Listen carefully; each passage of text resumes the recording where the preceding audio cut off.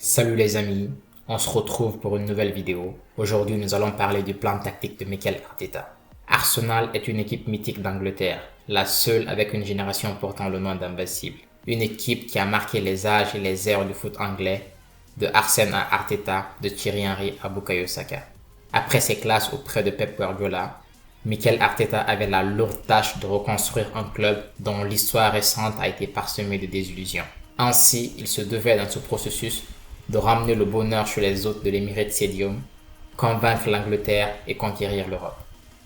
Nous allons donc analyser le plan tactique employé par Arteta en ce début de saison pour arriver à ses fins les amis, avec une allusion initiale à l'approche de la saison dernière pour comprendre ce qui a changé. Dites-moi à la fin de la vidéo ce que vous aurez pensé de l'approche tactique des Gunners cette saison et où vous les voyez au classement de PL en fin de saison. N'hésitez pas à vous abonner pour suivre les prochaines vidéos. Let's go! Pour comprendre le plan tactique d'Arsenal la saison dernière les amis, il est important de maîtriser la notion d'inverter fullback et son impact sur le foot moderne. En effet, cette saison en Premier League, Liverpool, Tottenham, Manchester United parfois et Arsenal font tous usage d'un inverter fullback pour densifier leur milieu de terrain, améliorer la première relance et créer le surnombre dans la zone axiale qui est la zone la plus dangereuse sur un terrain de foot. Pep Guardiola, vecteur de cette approche, a fait évoluer de son côté son raisonnement. J'ai une vidéo sur le mercato et le plan tactique de City pour ceux que ça intéresse, elle est disponible sur la chaîne. Alors, comme je l'ai déjà dit par le passé, la notion de surnombre est très importante dans le foot moderne. Il s'agit d'avoir plus de joueurs que son adversaire dans une zone de jeu, question d'imposer sa domination, faciliter la circulation de balles et créer des options pour ses partenaires. Le terme d'inverter fullback désigne globalement des arrières latéraux qui se déplacent à l'intérieur du jeu lorsque leur équipe a le ballon. Il en existe différents types avec des fonctions déterminées par le coach selon ses besoins. Ainsi, la saison dernière, Arsenal jouait en 3-2-5 offensivement avec Zinchenko en inverter fullback. Ben White en latéral droit était très offensif dans le système et permettait de créer le surnombre en dédoublant sur Bukayo Saka. Arsenal pouvait ainsi se retrouver avec 6 à 8 joueurs offensifs sur certaines phases de jeu face à un adversaire reculé dans ses 6 mètres. Ce type de système est très efficace pour se créer des occasions et marquer, mais son point faible reste évidemment l'aspect défensif quand on affronte une équipe excellente sur contre-attaque. Tactiquement parlant, Arsenal était donc une équipe condamnée à avoir des difficultés contre Manchester United ou Liverpool par exemple. Ces deux équipes évidemment ultra intéressantes en phase de transition. Le style de jeu reculé et à la construction de Gabriel Jesus rendait davantage clinique des joueurs comme Bukayo Saka ou Martinelli attirés par l'axe et le but. De même, la mentalité défensive innée de Granit Xhaka donnait plus de liberté à Martin Odegaard qui avait plus de marge de manœuvre concernant la zone devant la surface de réparation. Cette partition tactique restait bien ficelée avec chaque joueur sachant ce qu'il avait à faire et surtout ayant le bon profil pour le faire. Par ailleurs, l'équipe défendait un 4-4-2 avec Jesus et Odegaard aux avant-postes. Le principal point de faiblesse de cette équipe était sa défense avec des largesses de Zinchenko, des erreurs de Gabriel et la fébrilité générale de la défense en l'absence de Saliba.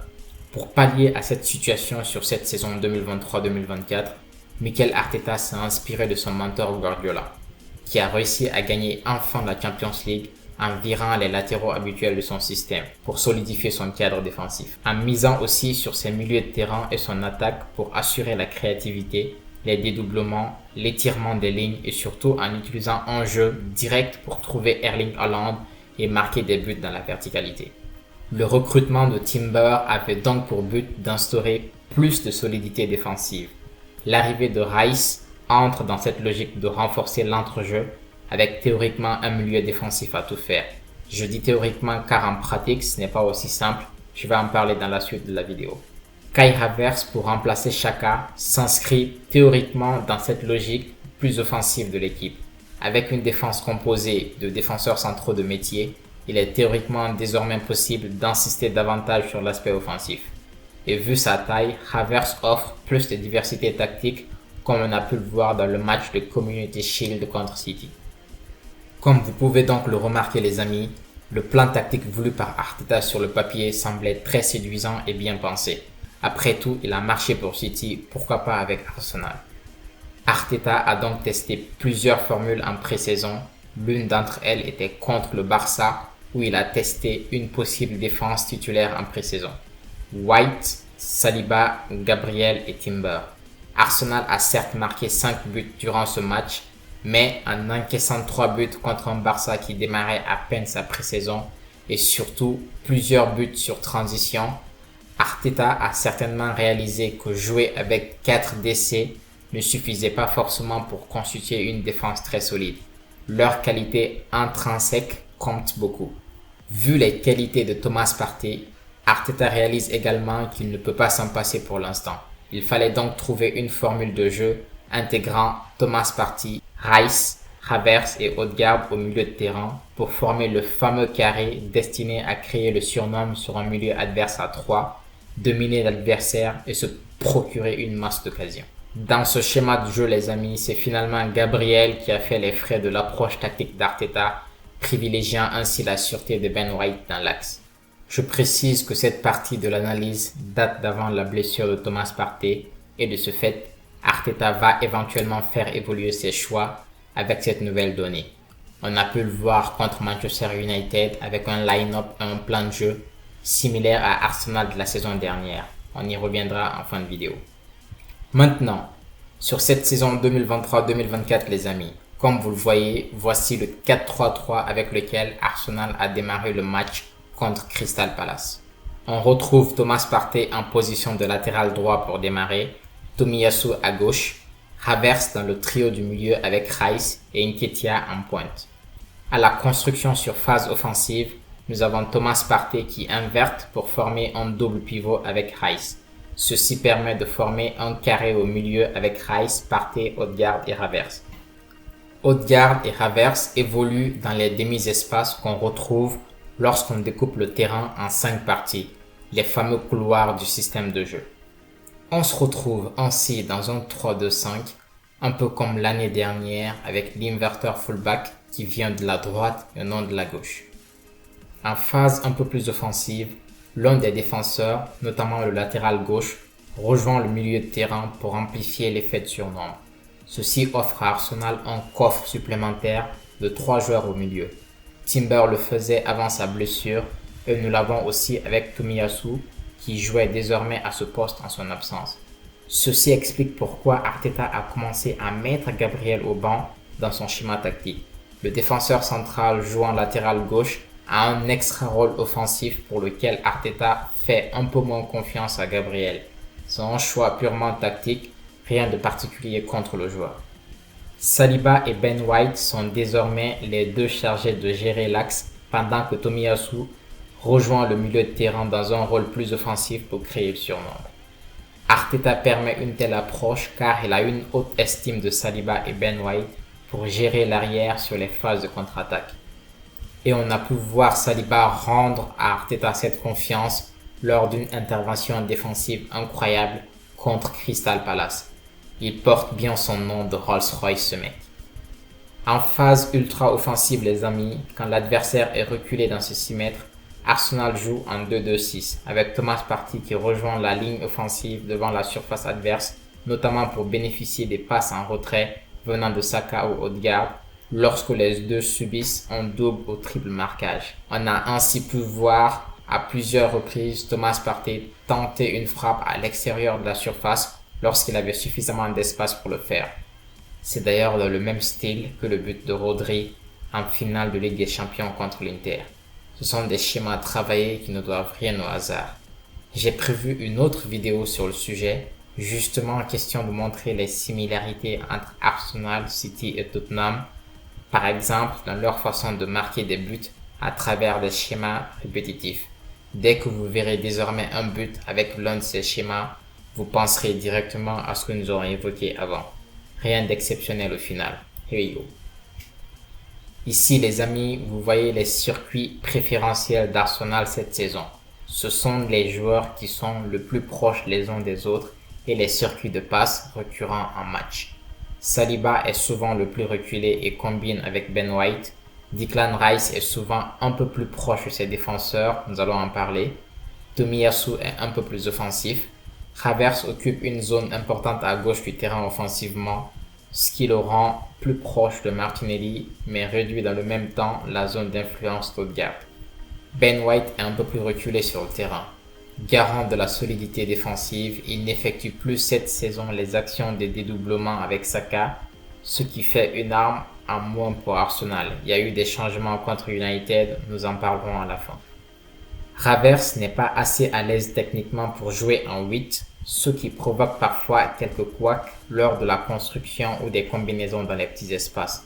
On remarque clairement beaucoup de différences par rapport à la saison dernière, les amis.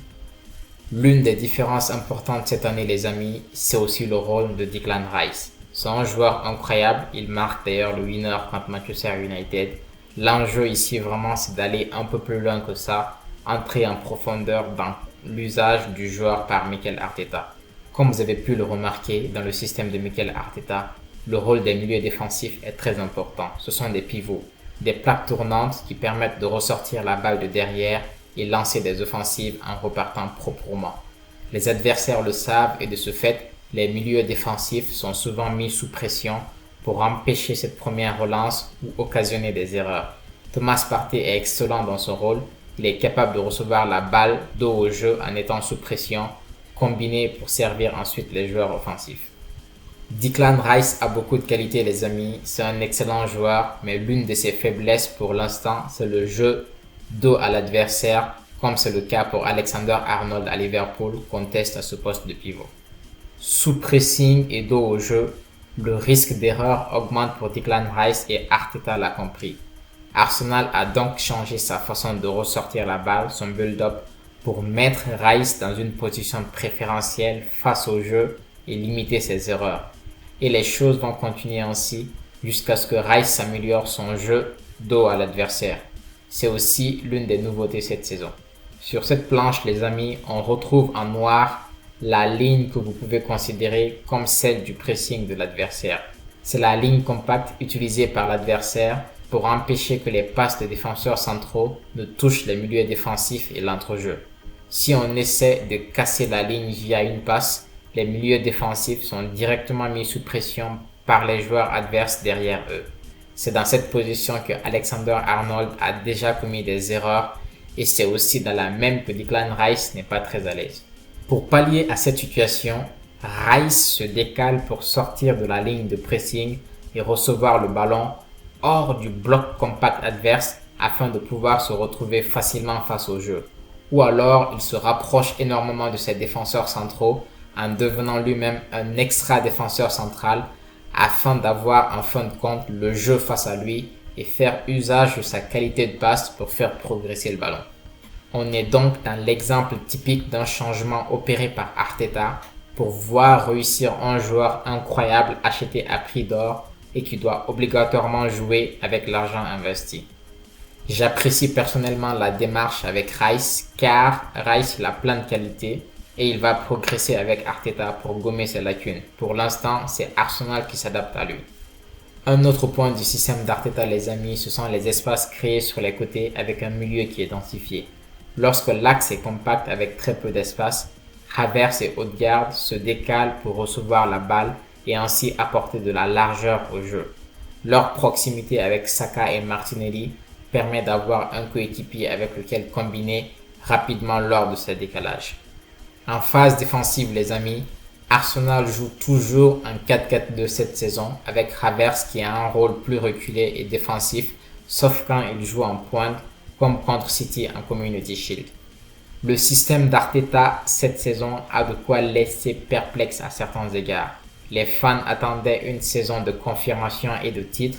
Au lieu de cela, on repart avec un nouveau système, un nouveau schéma de jeu, plusieurs nouveaux joueurs avec des profils différents et une nouvelle animation tactique. On passe ainsi de l'idée de confirmation à celle d'expérimentation. Pour la vente, je disais à des amis que Arteta se prenait pour Lavoisier ou un chimiste dans un labo. Les choses ont évolué contre Manchester United, les amis. C'est triste à dire, mais la blessure de Thomas Partey est presque une demi-libération pour Arteta, vu le bourbier dans lequel il s'était engagé en voulant combiner ses recrues et les joueurs phares de l'équipe la saison dernière. Avec la blessure de Partey, on a pu retrouver la connexion entre Ben White et Saka à droite, Zinchenko en inverteur fullback et plus d'espace pour Odegaard. Malheureusement, Kai Havertz dans le rôle de Xhaka reste un échec tant sur le plan technique que dans l'osmose avec ses coéquipiers. Limite, on a l'impression que l'équipe jouait mieux offensivement lorsqu'il était en retard ou reculé sur certaines actions. Si vous revoyez le but d'Odegaard contre Manchester United, Havertz est complètement loin de la zone de finition et à ce moment-là, il y a suffisamment d'espace pour permettre un retrait et la frappe d'Odegaard. Pour vous donner mon avis dessus les amis, je pense sincèrement que le problème d'Arsenal se situe au niveau de l'adéquation du système avec les joueurs dont dispose Arteta. Vu les millions investis sur des joueurs, notamment Havertz, qui montrent des faiblesses, Mikel Arteta subit une certaine pression et se sent presque obligé de faire jouer ses recrues pour justifier l'argent investi, même quand elles ne sont pas encore prêtes en ce qui concerne l'assimilation de ses principes. Il y a parfois un véritable problème de profil aussi. On peut connaître les principes sans forcément réussir à fitter avec. Kai Havertz montre par exemple de vraies lacunes concernant ce poste de numéro 8 pour lequel Arteta semble le préparer. Il est encore trop tôt pour porter un jugement définitif sur le choix d'Arteta cette saison. Sur le système lui-même, on a vu que City a réussi à remporter la Ligue des Champions avec sa version de ce système. C'est bien la preuve que ça peut marcher. Par contre, Guardiola a dû tester plusieurs joueurs avant de trouver la bonne formule, alliant système et qualité intrinsèque. Arteta de son côté n'a pas cette marge de manœuvre avec les investissements et je sens presque obligé de réussir avec Havertz. Ça peut marcher comme ça peut échouer. Pour l'instant, je reste perplexe les amis. Vu l'expérimentation en cours, peut-être qu'un top 4 cette année serait déjà en soi une victoire pour Arsenal. La conquête du titre n'est que partie remise dans ce processus. Un aspect important à noter, c'est que les équipes de PL se sont renforcées par ailleurs et la lutte pour le titre n'en devient que plus dure. La saison est longue et on devrait clairement se régaler cette année. Voilà les amis, on arrive au terme de cette vidéo. Merci de l'avoir suivi, j'ai pris beaucoup de plaisir à la faire. Si elle vous a plu, n'hésitez pas à mettre un pouce bleu, à vous abonner et surtout activer la cloche pour ne rien louper des prochaines vidéos d'analyse qui arrivent sur la chaîne. J'ai hâte d'avoir vos avis en commentaire sur la tactique employée par Mikel Arteta cette saison. En attendant la prochaine vidéo les amis, prenez soin de vous la famille, ciao.